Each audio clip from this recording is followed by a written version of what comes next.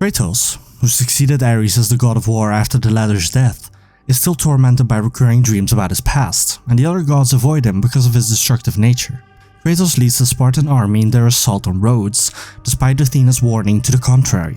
During the assault, a gigantic eagle, which Kratos believes to be Athena, suddenly drains a large portion of his energies and uses it to animate the Colossus of Rhodes. Kratos believes that Athena is responsible for this. As Kratos fights the statue, Zeus gives him the Blade of Olympus, a powerful sword that he himself had used to put an end to the Great War. However, in order to accept the offer, Kratos must invest the Blade of Olympus with the last of his heavenly power. Kratos is able to defeat the Colossus, despite the fact that he is mortal once again, but he takes a fatal blow. It turns out that the eagle was actually Zeus the whole time, and Zeus explains that he had no choice but to step in because Athena refused to take action. After that, Zeus offers Kratos one last chance to prove his devotion to the gods, but Kratos declines the offer. Zeus, infuriated by his defiance, slays him with the blade and then proceeds to wipe out the entire Spartan army. Kratos is carried down to the Underworld, but the Titan Gaia comes to his rescue just in time. Gaia reveals to Kratos that in the past she was responsible for the upbringing of a young Zeus, who later abandoned the Titans in order to get revenge for the mistreatment that his brothers received at the hands of Zeus's father, Kronos. She gives Kratos instructions on how to locate the Sisters of Fate, so that they might change the course of events, avert his death, and give him the opportunity to exact revenge on Zeus.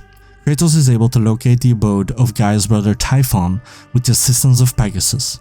Typhon, who is being held captive beneath a mountain, becomes enraged at the intrusion and ensnares Pegasus, which forces Kratos to investigate the area on foot. Kratos comes face to face with the Titan Prometheus, who is currently being tormented in mortal form as a result of Zeus's command because he gave fire to mankind. Kratos confronts Typhon in order to take his magical bow, since Prometheus had pleaded with him to spare him from his suffering. He first uses it to escape from the enormous Titan by blinding him with it, and then he uses it to rescue Prometheus, who then falls into the flames of Olympus and dies, finally free from the unending anguish he had been subjected to. Kratos is able to liberate Pegasus and fly to the island of creation by absorbing the power that is released when the Titans are immolated. Kratos uses this power to free Pegasus.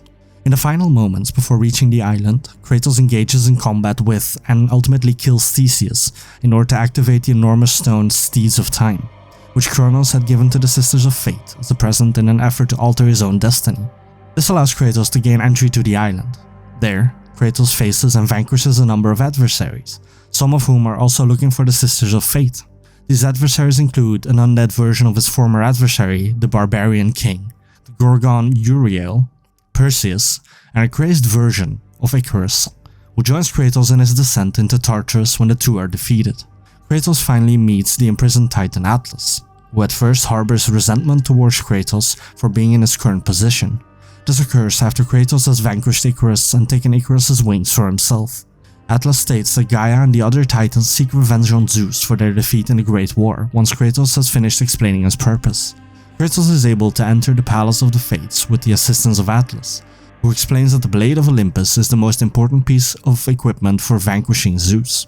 After avoiding hazards and vanquishing several foes, Kratos comes face to face with a previously unseen adversary, who turns out to be a devoted Spartan soldier also looking for the sisters. Before succumbing to his wounds, the soldier reveals to Kratos that Zeus has obliterated Sparta while Kratos was away. Infuriated, Kratos vanquishes the Kraken and sets a phoenix free.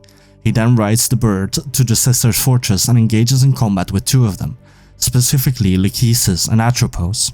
Kratos engages them in combat after they deny his request to change the course of his time. During this time, the sisters make an attempt to affect the outcome of Kratos' fight with Ares.